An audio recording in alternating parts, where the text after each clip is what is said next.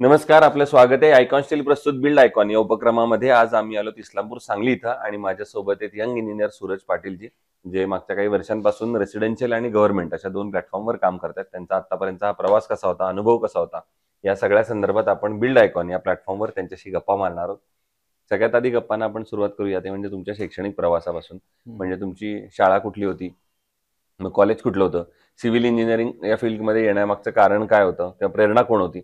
आणि त्याच्यानंतर तुम्ही मास्टर्स पण केलेला आहे. सो हा KG टू PG असा प्रवास कसा होता? त्याबद्दल काय सांगाल? स्टार्टिंगला शाळेचं शिक्षण सगळं इथं मराठी मीडियमलाच इस्लामपूरमध्येच झालं. तर 11वी-12वीला सायन्सला घेतलं. त्यानंतर इंजिनिअरिंग कॉलेजला जाताना म्हणजे फील्ड मला ॲक्च्युली राऊंडमधनं कॅपमधनं ॲडमिशन मिळालं ऑटोमोबाईल इंजिनिअरिंगला फर्स्ट इयरला. पण मला ते सिव्हिलचं थोडीशी आवड असल्यामुळे मी सेकंड इयरला परत मला सिव्हिलला ट्रान्सफर करून घ्यायची होती. फर्स्ट इयरला सगळे कॉमर्स बेस्ड असल्यामुळे काही एवढा प्रॉब्लेम आला नाही. पण तिथं त्या कॉलेजला सीट अवेलेबल नव्हती सेकंड इयरला ट्रान्सफर करताना. मग सिव्हिलला पाहिजे म्हणून मी कॉलेज ट्रान्सफर करून घेतलं सेकंड इयरला. तसं एज्युकेशनल लाईफ काय माझी ते थोडी अनबॅलन्सिंग झाली, त्यामुळं सेकंड इयरला ट्रान्सफर केलं. मग तिथलं मॅच व्हायला हे ते मग 2 वर्ष कॉलेज, लास्ट इयरला कॉलेजला जाणंच कमी झालं. पण चांगल्या प्रकारे तिथनं कंप्लीट करून परत पुण्याला साईटवर एक आपले जे हे होते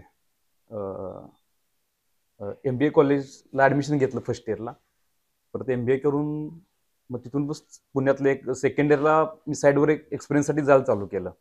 तिथं फॉर्च्यून कंपनी, म्हणजे फॉर्च्यून म्हणून एक तिथली लोकलचीच कंपनी होती, पण चांगलं काम होतं त्यांचं. उंडरीत आणि त्यांचं त्या कोंडव्यात साईड चालू असायची. मग मी तिकडं सेकंड इयर MBA करता करता मी त्या साईडवर जायला लागलो. कारण की मला ते सिव्हिलमधलं शिकायचं थोडंसं होतं आणि मला इकडून बिझनेस करायचा होता. अशा प्रकारे आणि त्यामुळे तुम्ही तसं सुरुवात केली. मग त्याच्यानंतर जेव्हा तुम्ही पुन्हा इथं परतलात सांगली भागामध्ये, तर तेव्हा स्वतः वैयक्तिकरित्या कंप्लीट केलेला पहिल्या प्रोजेक्टची आठवण कशी होती? कारण बऱ्याचदा असं होतं की तो खरा आपल्याला एक एक्सपिरियन्स मिळतो, पहिला प्रोजेक्ट आपला स्वतःचा. हो. आणि तेव्हा थोडं दडपण पण असतं काम करताना. तर कसा होता अनुभव? पहिला प्रोजेक्ट करताना इथं आल्यावर मी पहिला जसं रिअल इस्टेट मधले थोडेसे प्लॉट डेव्हलप केले, प्लॉटिंगमध्ये फंड्स असल्यामुळे. त्यानंतर मला गव्हर्नमेंटचं कन्स्ट्रक्शन म्हणलं तर गव्हर्नमेंटचं मला बंधाऱ्याचं काम पहिला मिळालं, आणि जे की एप्रिल-मार्चला ते फायनल झालं, वर्क ऑर्डर झाली माझी. आणि ते पावसाच्या आत सगळं संपवायचं असते, कारण की जूनला परत पाण्याचं चालू झालं की ते लोकांचं हे होतं. मग ते आव्हानात्मक काम होतं माझ्यासाठी, पहिलंच काम आणि असं बंधाऱ्याचं. मग ते पूर्ण ओढा वगैरे असतात, त्यात जाऊन तिथं काम, तिथून मटेरियल वगैरे कसं न्यायचं किंवा तिथले चॅलेंजेस वेगळेच असतात ऑन साईडवरचे. बिल्डिंग वगैरे ह्याला काय एवढा प्रॉब्लेम नाही, पण तिथं ऑन साईडवर काम करताना मला खूप एक्सपिरियन्स आला आणि खूप चांगल्या प्रकारे मी ते जे टार्गेट दिलं होतं जूनच्या आत, तर मला वाटतंय की 20 मेला म्हणजे 1 महिन्यात मी सगळा तो बंधारा कंप्लीट केला. आणि त्यानंतर महिन्याभरात पाऊस चालू झाला. मग एक चांगला एक्सपिरियन्स आला. मग त्यावेळी मला कळलं की जेवढ्या गतीत आपण काम करेल कन्सिस्टंटली, तेवढ्या चांगल्या प्रकारे आपण आपले हे जे फील्ड आहे त्यात काम चांगलं करू शकतो आणि उत्साह राहतो त्या कामात. काम जर रखडलं गेलं किंवा काय थोडेसे प्रॉब्लेम येत गेले तर ते कामात उत्साह राहत नाही, प्रॉफिटी राहत नाही, आणि बाकीचं म्हणजे पुढल्या कामात इंटरेस्ट राहत नाही आपल्याला. बरोबर. आता येऊया या क्षेत्रातल्या काही प्रश्नांकडे. त्यातला पहिला प्रश्न असा, या भागामध्ये तुम्ही बघितलं असेल अकुशल कामगार किंवा अनस्किल्ड लेबरचं पर्सेंटेज बरंच जास्त आहे. हो. आणि अशा लोकांबरोबर काम करणं बऱ्याचदा धोकादायक सुद्धा ठरू शकतं. हो. तर तुमचा अनुभव कसा आहे? तुम्ही कशी हाताळता ही परिस्थिती?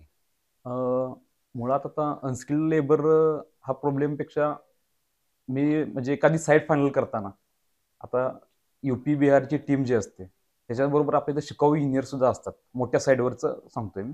सकाळी त्यांना आपण सगळं कामाचं शेड्यूल देऊन गेलो, सकाळी बाबा आपल्याला काय करायचं आहे काय नाही, आपले ड्रॉइंग वगैरे सगळे साईडवर अवेलेबल असले, आणि आपल्या इथं डिप्लोमा वगैरे झालेली पोरं शिकाऊसाठी आलेले असतात, त्यांना 1 महिन्याभरात नॉर्मल ड्रॉइंग वगैरे हे कळायला लागतं. लाईन लेवल कशी, वळंबा वगैरे कसा, ह्या गोष्टी कमी पगारात आपल्या इथं ते मिळाल्यामुळं सकाळी त्यांना एकदा शेड्यूल सांगून गेलो की दिवसभर परत नाही गेलं तरी चालतंय, ते चेकिंग वगैरे त्यांचं ती करतात. मग काही आता आम्ही म्हणजे इंजिनियर असोसिएशन किंवा क्रेडाईच्या माध्यमातून लेबर ट्रेनिंगसाठी सुद्धा आम्ही बरेच मध्यंतरी म्हणजे कार्यक्रम घेतले आणि ते चांगले पण झाले. पण शेवटी जो मेन सेंटरिंगवाला जो स्किलफुल झालेला असतो तो काम करायचं बंद करतो, तो सकाळी त्यांना सांगतो तो जातो निघून. त्यासाठी आता मोठे काम जिथं चालू असतं तिथं आपलं एक्झिक्यूटिव्ह असणं गरजेचं आहे डेली, आणि तिथं आपलं काम मोठं असेल तर तिथं आपला एक पर्सन कॅन्डिडेट असणं गरजेचं आहे. बरोबर. दुसरं, रेसिडेन्शियल मध्ये काम करताना तुम्हाला एक जाणवलं असेल की बऱ्याच कस्टमरचं असं म्हणणं असतं की आमचं बजेट थोडं कमी आहे, हा. आणि थोडं एवढ्याच बजेटमध्ये आम्हाला 15 लाखात 20 लाखातच घर बसवून द्या आता. बरोबर. तर अशा वेळेला तुम्ही दर्जा आणि बजेट या दोन्हीचा समतोल तुम्ही कसा राखता?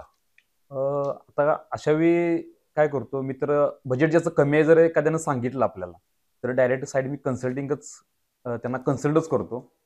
मग त्यात काय होतंय की त्यांना आपण सगळं शेड्यूल दिलेलं असते की तुम्ही स्टेप वाईज काम करा. तुमच्याकडे जर पैसे नसतील, तुम्हाला चांगल्या क्वालिटीचं काम करायचं असेल तर पहिला फिनिशिंग करून घ्या. तुमच्याकडे थोडे पैसे, तुम्हाला लगेच पीकमध्ये राहायला जायचं असेल तर मग चौकट, ग्रेनाइट किंवा या प्लंबिंगचं जे मटेरियल आहे आपल्याला हेवी मधलं काही घ्यायचं नाहीये. नॉर्मल रेंजचं सगळं घेऊन तुम्ही तिथंच राहायला जावं. जर तुम्हाला राहायला जायला अजून थोडं थोडं करणार असेल, म्हणजे टप्प्याटप्प्यात तुम्ही करू शकत असेल काम, तर त्यांना मी चांगल्या प्रकारे काय सेट करतो, प्लॅनिंग, एलिव्हेशन, आपलं जे स्ट्रक्चर आहे, वीट बांधकाम, आरसीसी वर्क, हे ते प्लास्टर वर्क हे करा. दुसऱ्या टप्प्यात तुम्हाला फ्लोरिंग किंवा हे प्लंबिंगचं हे बाकी सगळ्या ओव्हरऑल गोष्टी पण त्या क्वालिटी दर्जेदार करायचं असेल तर मग वेट करत जायला लागेल. आणि त्यांना जर जायचंच असेल राहायला, बजेट नाही पण राहायला जायचं, त्यावेळी आपण त्यांना त्याप्रमाणे ऍडजस्टमेंट करून देतो काही गोष्टींची, कमी खर्चात अगदी. अगदी बरोबर. असं प्लॅनिंग त्यांचं तुम्ही केलं करून तर देतो, हो. पैशाचा आपण वापर विथ मटेरियल आपण त्यावेळी साईटच घ्यायची नाही. हम्म. आणि विथ मटेरियल हा कन्सेप्ट मला काही आवडत पण नाही, कारण की ते आपण टेक्निकल पर्सन असतोय, तर ते मालकांचे परत फोन येतात आपल्याला, अहो खडी पोचली नाही, इथं उतरले, मग ते हे करून द्या, लमानी बघा, हे करा ते करा. म्हणजे आपण नॉन टेक्निकल काम सोडून या दुसऱ्या कॉन्ट्रॅक्टिंग कडेच कामात जास्त वेळ जातो. जातो. मग बरोबर त्यामुळे आहे. हा कन्सल्टिंग जेव्हा आपण करतो त्यावेळी काम सुद्धा प्रॉपर केलं जातं आपल्याकडनं. आणि त्यावेळी ॲट अ टाइम 15-20 जरी साईट चालू असल्या कन्सल्टिंग वेळी, तर बाकीच्या गोष्टींचा काही आपल्याला ट्रेस नसतोय. हे मटेरियल कमी पडले, हे सिमेंटची बॅग कमी पडले, हे द्या ते द्या. त्यावेळी मालक स्वतः बघत असतो ते सगळं साईडवर, त्यांच्याकडे हे असलं. बरोबर आहे. दुसरं गव्हर्नमेंटमध्ये तुम्ही बरेच प्रोजेक्ट केलेले आहेत, तर त्यातले काही मोजके प्रोजेक्ट सांगता येतील का? आता मी इथं आता रिसेंटली एक चालू आहे, अभ्यासिकेचं चालू आहे, मोठं काम चालू आहे नगरपालिकेचं अभ्यासिकेचं. तर ते 14 एप्रिलची डेडलाईन आहे. ते बाबासाहेब आंबेडकर यांच्या नावानं ते अभ्यासिका आहे. मग ते 14 एप्रिलला कार्यक्रम घ्यायचा आहे. मागल्या वर्षी चालू केलं, मग आता 1 वर्षात आम्ही बऱ्यापैकी ऑलमोस्ट सगळं फिनिश होत आलंय. आता पेंटिंगचं वगैरे काम चालू आहे. तर तिथं सांगायचा उद्देश आहे की तिथले जे स्पॅन आहेत सगळे, म्हणजे कॉलमचे, तर ते जवळजवळ 30-35 फुटाचे स्पॅन आहेत. एवढ्या मोठ्या स्पॅनचा हॉल, त्याच्यावर म्हणजे ते ह्या एवढ्या मोठ्या लॉंग स्पॅनचं मी काम कधी केलं नव्हतं. मग हे काम करताना मला चांगला एक्सपिरियन्स आला. तर ते बीम आणि ते जे शटरिंगचं जे किंवा बाकीचं ओव्हरऑल कॉन्क्रीटची जी क्वालिटी मेंटेन तिथं करावं लागत होती, त्यासाठी लेबरची टीम आणि तिथं काम करणारी टीम यांना गाईड करताना किंवा यांच्यासोबत काम करताना हे म्हणजे अतिशय म्हणजे चांगल्या प्रकारे तिथं इंटरेस्टिंग काम होतं. आणि त्यावेळी कॉलेजची मुलं सुद्धा ते काम बघायला, कारण लॉंग स्पॅनचे सगळे बीम वगैरे कॉलम, मग ते RIT कॉलेजचे वगैरे स्टुडंट सुद्धा ते ट्रेनिंगला आले. त्यावेळी त्यांना सुद्धा ते काम कसं आहे, काय आहे, डिझाईन कशा प्रकारे. आता आपल्या इथं ते 40 फुटाचा एक स्पॅन होता तिथं हॉलला त्या, तर ते तिथं करताना आपल्याला लॅपिंग जे द्यायला लागत होतं, तर लॅपिंग हे कशा प्रकारे द्यायचं, 25 mm बारला, 32 mm बारला, हे एक आव्हानात्मक काम होतं. कारण की त्या लोकांनी कधी एवढ्या मोठ्या स्पॅनचं लॅपिंग दिलं नव्हतं. कारण की 40 फुटाच्या स्पॅनला आपण डायरेक्ट बार ठेवू शकत नाही, त्याला येल असतात, नंतर ते बाकी सगळ्या गोष्टी. मग त्या लॅपिंगला वेल्डिंग किंवा ते नवीन टेक्नॉलॉजी जी आपल्याला पुण्यात आली, त्याला आपण ते कपलिंग करायचं, पण ते काय तिथं कपलिंग सक्सेसफुल असं वाटलं नाही. त्यामुळे आम्ही लॅपिंग करताना वेल्ड वगैरे कशा प्रकारे केलं, हे सगळं तिथं सांगताना मुलांना सुद्धा मला एक चांगला एक्सपिरियन्स आला. हे चांगलं म्हणजे एकदम मोठ्या लेवलचं काम केल्यासारखं मला तिथं फील आला. तर पुण्यात असताना जे करत होतो ते पण नॉर्मल आपलं रेसिडेन्शियल, एवढे मोठे स्पॅन नसायचे कुठे. नॉर्मल आपल्या रेसिडेन्शियल अपार्टमेंटला काय तेच ते स्ट्रक्चर वर जात असते, पण इथं जरा आव्हानात्मक गोष्टी वेगळ्या होत्या. बरोबर. आणि दुसरा आता एक वेगळाच प्रश्न आहे या सगळ्यापेक्षा, तो म्हणजे असा आहे की सांगली जिल्ह्याच्या विकासाचं विजन एक इंजिनियर म्हणून तुम्हाला जर विचारलं तर तुमच्या डोळ्यासमोर कुठले मुद्दे किंवा कुठली क्षेत्र येतात, ज्या क्षेत्रावर आता ज्या सेक्टरवर आता काम करण्याची गरज आहे, जर सांगलीचा सर्वांगीण विकास आपल्याला पुढच्या काही वर्षांमध्ये करायचा असेल तर? मी तर म्हणेन सांगलीच नाही, सगळीकडेच आपल्या ऑल ओव्हर बघताना इंजिनियरची आणि गव्हर्नमेंटची पॉलिसी जर चांगल्या असतील, सगळ्यात महत्वाचे रोड्स जर मोठे आणि व्यवस्थित असतील तर त्या शहराला दिशा देता येते, किंवा त्या शहराचं म्हणजे काही इन्फ्रास्ट्रक्चरच चांगलं करायचं असेल तर रोड्स महत्वाचे आहेत. आणि जे गुंटेवारी सारखे जे प्रोजेक्ट करतात लोक, 20 फुटाचा 6 मीटरचा रोड ठेवून आणि ओपन स्पेस सोडत नाहीत, कंजेस्टेड करून टाकतात सगळं, त्या 20 फुटातनं पण गटर हे येते. तर हे अशी आता गव्हर्नमेंटनं बंद केलंय ते ऍक्च्युली एक मागल्या 4-5 वर्षापासून. प्रॉपर लेआउट असेल एनएचा, 9 meter roads, open space, garden, हे जे लेआउट आता सँक्शन करून ते ज्या प्रकारे सिस्टीम चालू आहे, ह्या प्रकारे झालं तर एक सिटीतल्या ट्रॅफिक किंवा बाकीच्या गोष्टी ट्रान्सपोर्टेशनच्या दृष्टीने चांगलं असते. सगळ्यात चांगलं उदाहरण द्यायचं म्हणजे मी बारामतीला 3-4 वेळा गेलोय. म्हणजे आमच्या क्रेडाईच्या माध्यमातून गेलोय आणि मी स्वतः केव्हीकेला वगैरे जर माझं काम असल्याने मी जायचो. तर बारामतीचं एक डेव्हलपमेंट आहे रोड पासूनच्या बिल्डिंगची. ती बिल्डिंगची रोड वगैरे असं तिथले सगळे राजकीय म्हणजे सुद्धा मानसिकता एवढी चांगली आहे. शहर सुंदर करण्यासाठी नुसतं इन्फ्रास्ट्रक्चर करणं हा भाग वेगळा. पण ते इन्फ्रास्ट्रक्चर करताना त्यांच्या बिल्डिंगच्या गव्हर्नमेंटच्या सुद्धा बिल्डिंग आहेत. अतिशय वेगळ्या वेगळ्या प्रकारच्या बिल्डिंग आहेत सगळ्या. म्हणजे एकसारखंच ठोकळा उभा केलाय काय तर आरसीसी वर्क केलंय, काम संपलं गेलंय असं नाही. प्रत्येक बिल्डिंगमध्ये काहीतरी नाविन्य आहे, प्रत्येक बिल्डिंगमध्ये काहीतरी वेगळेपण आहे. त्या बिल्डिंग जेव्हा इंजिनियर लोक आपल्यासारखे किंवा कॉन्ट्रॅक्टर लोक हे जेव्हा काहीतरी शहरात जर काय चांगलं दिसायचं असेल तर येता जाता लोक काय बघणार आहेत, बिल्डिंगच बघणार आहेत. या बिल्डिंगला एक चांगलं जेव्हा आपण रूप देईल त्यावेळी ऑटोमॅटिक शहराचं सौंदर्य वाढणार आहे. ब्रिटिशकालीन पुलं वगैरे बघितली किंवा बाहेरच्या फॉरेन कंट्रीतली जरी बिल्डिंग बघितलं तर त्या सगळ्या वेगळ्या वेगळ्या असतात. त्या शहराला सुंदर पण काय येतं तर त्या बिल्डिंगमुळे येतं. आणि आपल्या इथं सुद्धा जुनी ब्रिटिशांनी ब्रिज वगैरे केले ते दगडी जरी केले असले आणि आत्ताचे आपले आरसीसी ब्रिज बघितले तर ते ब्रिटिशकालीन ब्रिजेस आपल्याला चांगले वाटतात. कमीत कमी दिसताना तर सुंदर दिसतात. ह्या प्रकारे जर काय करायचं असेल तर आपण सुद्धा एखादं बिल्डिंग करताना एखादा प्रोजेक्ट करताना वेगळी अशी बिल्डिंग केली पाहिजे. थोडं कॉस्टिंग वाढेल, आपलं प्रॉफिट कमी होईल, पण त्या बिल्डिंगमुळं जे सौंदर्य येणार आहे आपल्याला सुद्धा नाव होणार आहे आणि शहराचं सुद्धा सौंदर्य वाढणार आहे. दुसरं, कन्स्ट्रक्शन मध्ये जेव्हा स्टील निवडायची वेळ येते तेव्हा तुम्ही काय पॅरामीटर्स त्याचे बघता, काय गुणवैशिष्ट्य बघता आणि मग ठरवता की हे स्टील चांगलं आहे, हे वापरलं पाहिजे? आता बऱ्यापैकी सगळे स्टीलच्या कंपन्यांचं स्पेसिफिकेशन FE 415, 500, 550 TMT, आता 600 पण आलंय मला वाटतं माझ्या अंदाजानं, म्हणजे चालू आहे वर्किंग त्याच्यावर काहीतरी. तर हे सगळे पॅरामीटरमध्ये डक्टिलिटी आपली त्याची बेंडिंग वगैरे होताना आपल्याला कळतं साईडवर ऑन साईड काम करताना स्ट्रेंथ कशी आहे, त्याचा हाय स्ट्रेंथ कशी आहे. मग ते आता TMT बारचे बऱ्यापैकी सगळे मला वाटतंय की दर्जेदार स्टील होतंय. पण आयकॉनचं स्टील सुद्धा मी बऱ्याच वेळा वापरलंय. तर त्याची बेंडिंग 8 mm च्या रिंगला वगैरे डक्टिलिटी वगैरे त्याची सॉफ्ट जे आहे सॉफ्टपणा तो जाणवलाय मला सुद्धा. आणि आपण तुम्हाला जे म्हणलं आता मी अभ्यासिकेचं काम केलं, हुबाले साहेबांकडूनच घेतलं होतं. आयकॉनचं स्टील आलं त्या आमच्या साईटवर त्या प्रोजेक्ट. म्हणजे आम्ही ते 10 टनची वगैरे गाडी बोलवली होती त्यावेळी. वा. तुम्ही आयकॉनच्या तुम्ही आता स्टील बद्दल पण बोलला, ते पण तुम्ही वापरले त्याच्यात. दुसरं, आतापर्यंत केलेल्या प्रोजेक्ट मध्ये असा एखादा प्रोजेक्ट आहे का जो करताना काहीतरी अडचणी आल्या, आव्हान आली आणि त्या आव्हानावर तुम्ही कशी मात केलीत? अडचणी हा काय आपला या क्षेत्रात येणं, याच्यावर मात करणं हे आपल्याला सवय होऊन जाते. स्टार्टिंगला मी एक प्रोजेक्ट केला तर ह्या मेन रोडलाच आहे आता तो, आता कम्प्लीट झाली ती प्रोजेक्ट.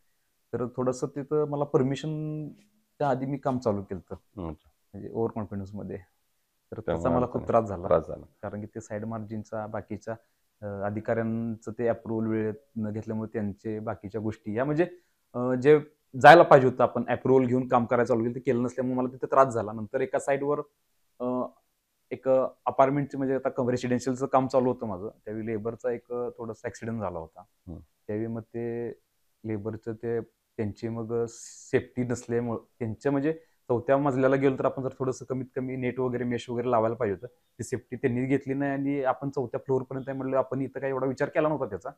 पण ते वरून ते जेव्हा त्याच्या अंगावर मटेरियल पडलं प्लेट वगैरे त्यावेळी मग एक्सपिरियन्स आला की बाबा सेफ्टी सुद्धा साईडवर घेणं महत्वाचं आहे, नाहीतर मानसिक त्रास पण होतो आणि त्या लेबरच्या लोकांना नुकसान भरपाई हे ते बाकीचे आणि ह्या गोष्टी चालू होतात.